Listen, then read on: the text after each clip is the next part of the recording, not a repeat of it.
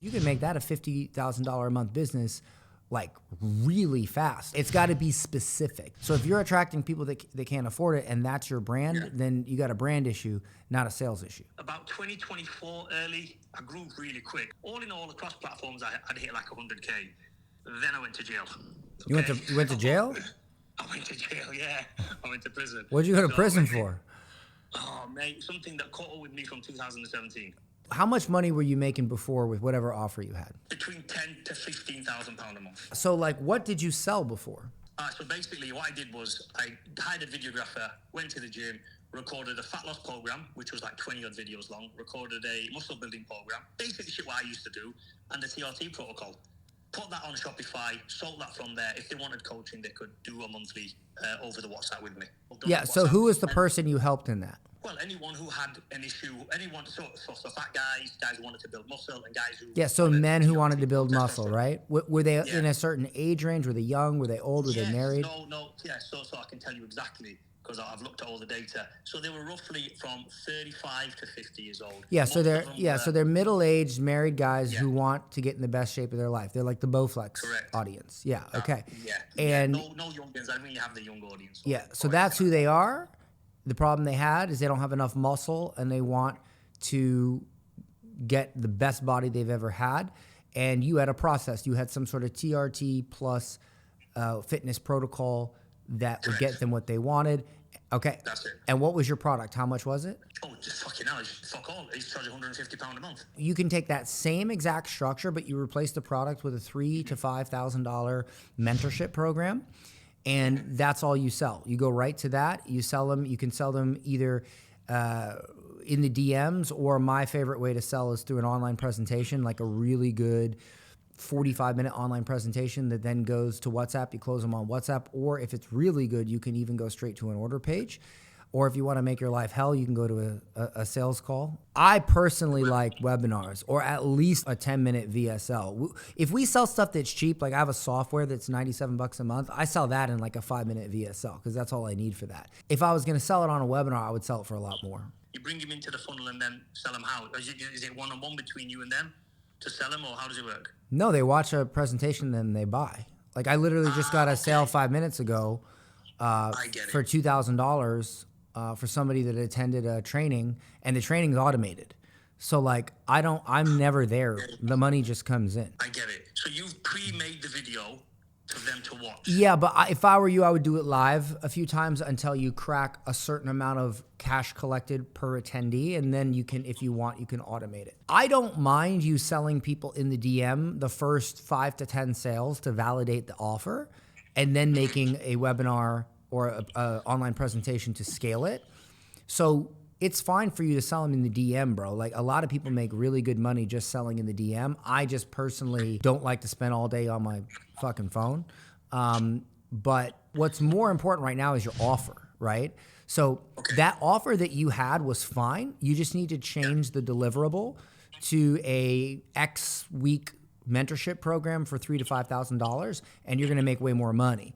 But if you want to do something in the personal development space and teaching people how to think, that's a different thing because it's a more convoluted, vague offer.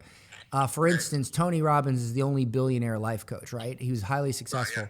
But in the beginning, he had a very specific audience. It was high performers, people who were executives, people who made a lot of money, people who had achieved a lot in life, but they still felt depressed and empty. And so that's the person, the problem. And his process was called state control, still is. That's what he pushes in his presentations, in his content, everything. And then his product was a variety of in-person seminars that were, 5,000, 10,000, 15,000, where he taught you how to control your state so you could control your life. So you can't just say, I want to help people level up. I want to help people. No, of course. Yeah, it's got to be specific. You get my point?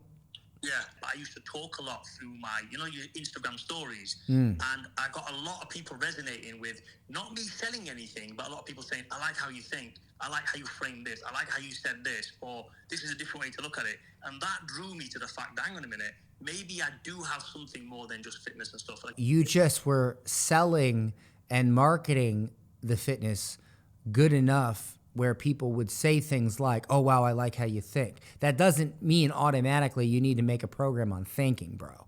Most people, they only share value in their content, which is like how to do things, tips, tutorials, but they never share values. Values is what make people buy. Because if you say, oh, this person can help me solve this problem, that's cool. But hey, this person can help me solve this problem and I share their worldview, I connect with them, that's when they buy. So you were making content that was showing people you could solve their problems, and then you would go and yap on your stories about your values, and they would go, wow, I have the same values, and then they would buy. And you just kind of did that by accident.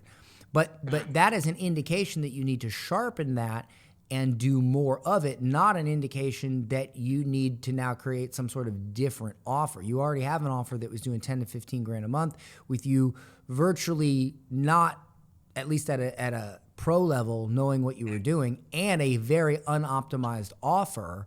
I would go deeper into that, and I would build, because you can make that a $50,000 a month business like really fast, especially if you know how to organize that and polish it. Actually, I have an online training on how to build a brand. It's like my whole strategy behind how I built a $40 million personal brand and how to do content that attracts buyers, not just followers.